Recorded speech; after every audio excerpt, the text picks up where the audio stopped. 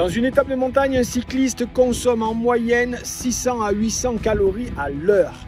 Si tu fais une course de plusieurs heures, il est important que tu aies une stratégie nutritionnelle pour compenser ces pertes et pouvoir tenir jusqu'au bout avec énergie et non pas tomber dans un mur les 2 dernières heures et finir en une véritable galère.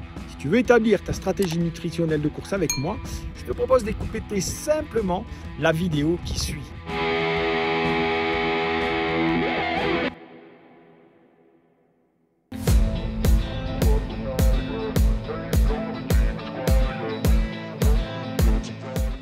Clé numéro 4, qui est également le jour de la course. Encore une fois, vous pouvez complètement hypothéquer des mois d'entraînement et de sacrifice parce que le jour de la course, vous faites une erreur qui est extrêmement répandue, notamment chez les gens qui me disent « je ne comprends pas, à l'entraînement, je faisais tel et tel résultat et le jour de la course, je suis passé à côté, ça n'a pas marché ». Eh bien, c'est parce que vous devez savoir que on doit prendre pendant un effort d'endurance entre 60 à 80 grammes de glucides à l'heure.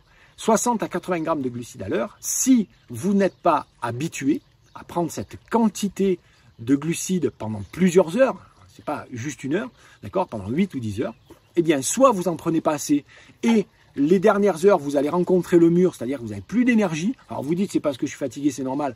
Mais non, on peut faire des 8-10 heures et à la fin avoir quasiment autant de watts au début si on s'alimente bien. Vraiment, moi je l'ai expérimenté récemment, je vous ai partagé un tour de Corse où pendant 8 jours, on a fait 1000 km. Donc, je vous laisse calculer, mais ça fait plus de 120 bornes par jour avec des 2600 mètres de dénivelé.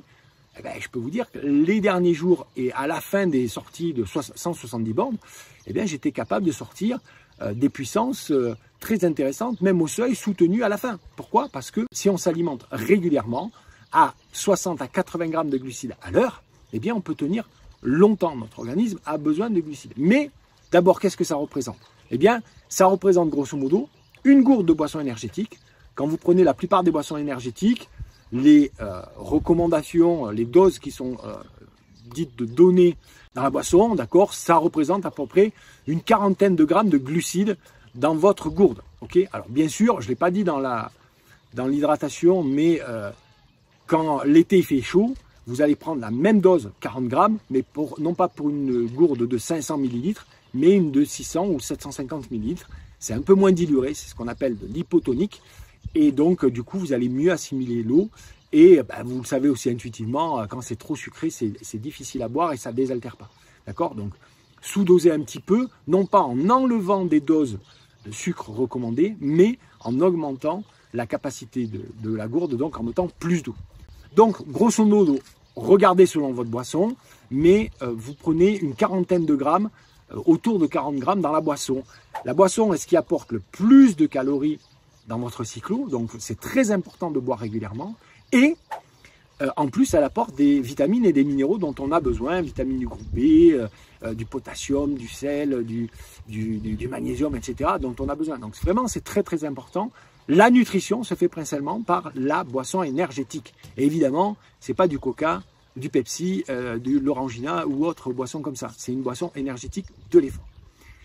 Il reste donc à prendre 20 à 40 grammes de glucides que vous allez prendre, vous l'avez compris, eh bien, avec des gels, des barres, des pâtes de fruits, des pâtes d'amandes, des compotes, etc. À vous de calculer ce que vous allez amener pour que ça vous fasse votre apport de 20 à 40 grammes. Encore une fois, à tester à l'entraînement. Vous n'allez pas vous mettre 80 grammes de glucides dans le cornet.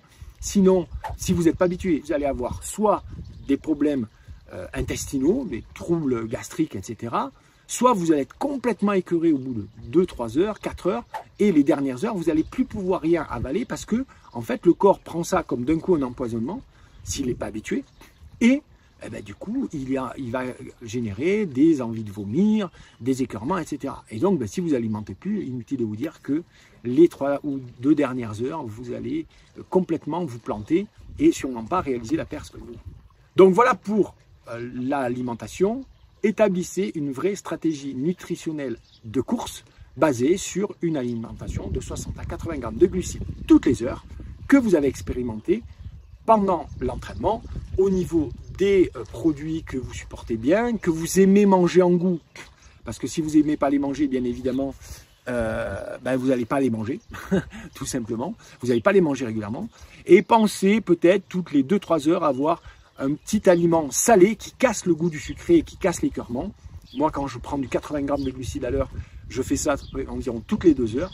J'amène soit des petits tucs, soit des bretzels qui ont un goût vraiment salé, qui cassent bien le goût, qui sont faciles à emporter, faciles à manger.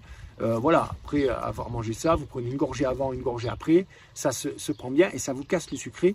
Vous pourrez manger du sucré plus longtemps et vous verrez qu'à la fin, ça fait une grosse différence. Comme d'habitude, si tu as aimé cette vidéo, pense à cliquer sur j'aime et à la partager un maximum à tes amis qui en auront sûrement besoin. Ne fais pas le cycliste égoïste qui garde ses petits secrets juste pour lui.